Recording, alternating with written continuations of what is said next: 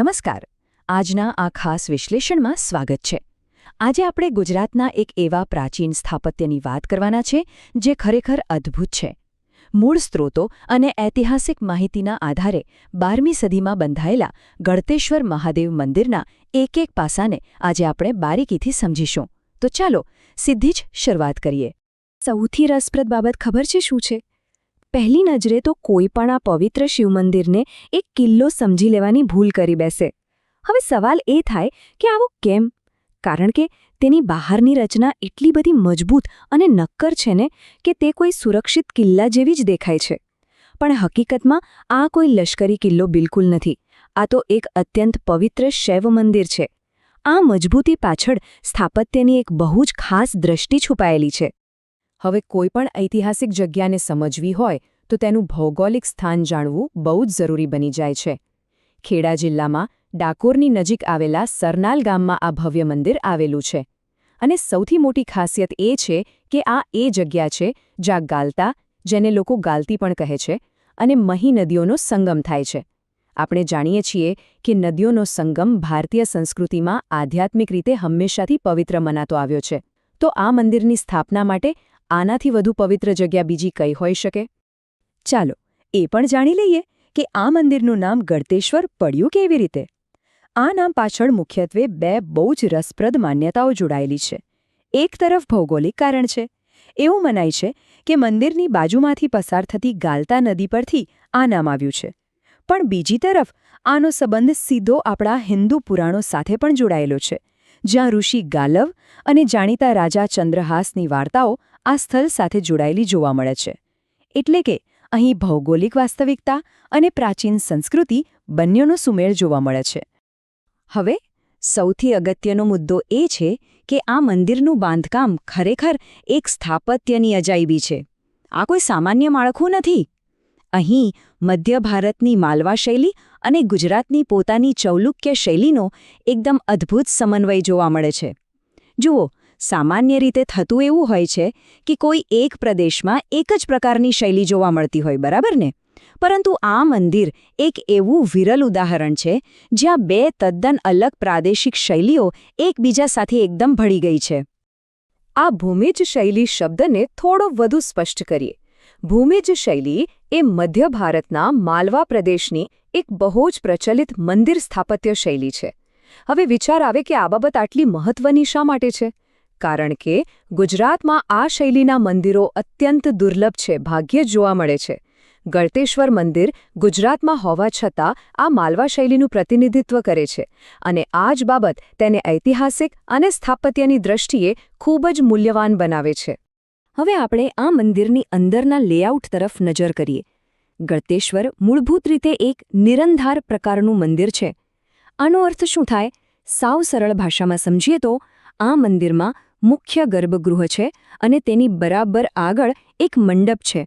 પરંતુ પ્રદક્ષિણા કરવા માટે તેની ફરતે કોઈ બંધ માર્ગ કે પરિક્રમા પથ બનાવવામાં આવ્યો નથી. આ રચના એકદમ સીધી અને સરળ હોવા છતાં એટલી વિશિષ્ટ છે કે તે દર્શકોનું ધ્યાન સીધું જ મુખ્ય કેન્દ્ર તરફ દોરી જાય છે. અહીં એક બહુ જ જબરદસ્ત અવકાશી વિરોધાભાસ સર્જાય છે. સાચું કહું તો બહારથી જોતા આંખોને જે દેખાય છે ને, અંદરની વાસ્તવિકતા તેનાથી સાવ અલગ જ છે. પ્રાચીન કડિયાઓ અને શિલ્પીઓએ ભૂમિતિનો એવો કમાલ કર્યો છે કે આખું માળખું એક પ્રકારનું માયાવી ભ્રમ પેદા કરે છે. ચાલો બરાબર સમજીએ કે આ ભૌમિતિક જાદુ વાસ્તવમાં છે શું. આ આંકડો 24 અહીં બહુ જ મહત્વનો છે. જ્યારે કોઈપણ વ્યક્તિ આ મંદિરની બહાર ઊભી રહીને તેને જુએ છે ને, ત્યારે બહારની દિવાલો લગભગ 24 ફૂટના વ્યાસમાં એકદમ ગોળાકાર દેખાય છે, સંપૂર્ણ ગોળ. બહારથી જોનારને તો કલ્પના પણ ના આવે કે અંદર જઈશું ત્યારે રચના કંઈક સાવ અલગ જ જોવા મળશે. પણ જેવી અંદર એન્ટ્રી લઈએ છે, વાસ્તવિકતા તરત જ બદલાઈ જાય છે. બહારથી એકદમ ગોળ દેખાતું આ મંદિર અંદરથી એક સંપૂર્ણ ચોરસ આકાર ધરાવે છે. એટલું જ નહીં, આ ગર્ભગૃહ મંડપની સપાટી કરતાં થોડું નીચે આવેલું છે. 12મી સદીના એ નિર્માતાઓની ગાણિતિક અને સ્થાપત્યની દીર્ઘદ્રષ્ટિ જોઈને ખરેખર આશ્ચર્ય થાય છે. ગોળાઓ અને ચોરસનું આવું સંતુલન ખરેખર અદ્ભુત છે. ચાલો હવે ફરી એકવાર બહારની દિવાલો પર નજર કરીએ. આ બહારની ગોળાકાર દિવાલો કોઈ સપાટ દિવાલો નથી. તેમાં નાના નાના ગોખલાઓ કે ખાંચાઓ બનાવવામાં આવ્યા છે અને આ ખાંચાઓ ખાલી નથી, તેમાં દિગ્પાલોની મૂર્તિઓ બિરાજમાન છે. દિગ્પાલો એટલે કે આઠેય દિશાઓના રક્ષક દેવતાઓ. આ દર્શાવે છે કે આ બાંધકામ માત્ર ઈંટો અને પથ્થરો પૂરતું સીમિત નથી, પરંતુ તેમાં ધાર્મિક સુરક્ષા અને આસ્થાના પ્રતીકોને પણ બહુ જ ઝીણવટપૂર્વક વણી લેવામાં આવ્યા છે. હવે મંડપની વાત કરીએ. આ મંડપ કોઈ સામાન્ય ચોરસ કે લંબચોરસ નથી. તે એક અષ્ટકોણીય મંડપ છે અને તેનો આકાર ક્રોસ અથવા ક્રુસિફિક્સ જેવો દેખાય છે.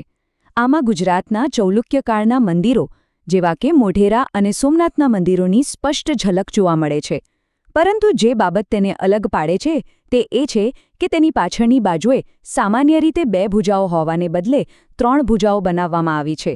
આ ખરેખર એક અત્યંત જટિલ અને દુર્લભ ડિઝાઇન છે. હવે આટલા વિશાળ મંડપની છત કંઈ હવામાં તો ટકી ન શકે ને, સાચું ને? તેને ટેકો આપવા માટે અંદરના ભાગમાં 8 અત્યંત વિશાળ અને મજબૂત સ્તંભો એટલે કે પિલર્સ બનાવવામાં આવ્યા છે.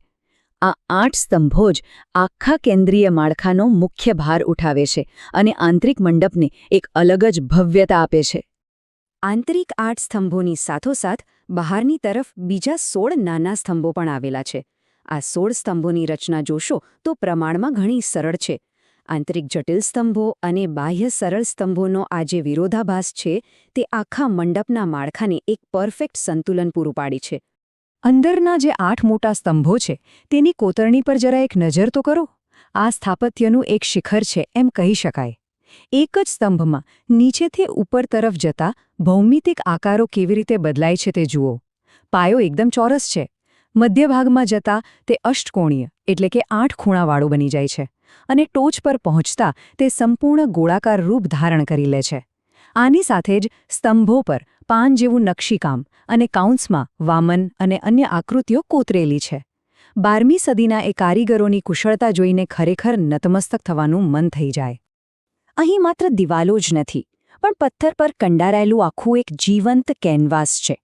મંદિરની કળામાં સ્વર્ગીય ગંધર્વો, ધ્યાન કરતા સાધુઓ અને સાથે જ રોજિંદા સામાન્ય માનવ જીવનના પ્રસંગો પણ કોતરાયેલા જોવા મળે છે.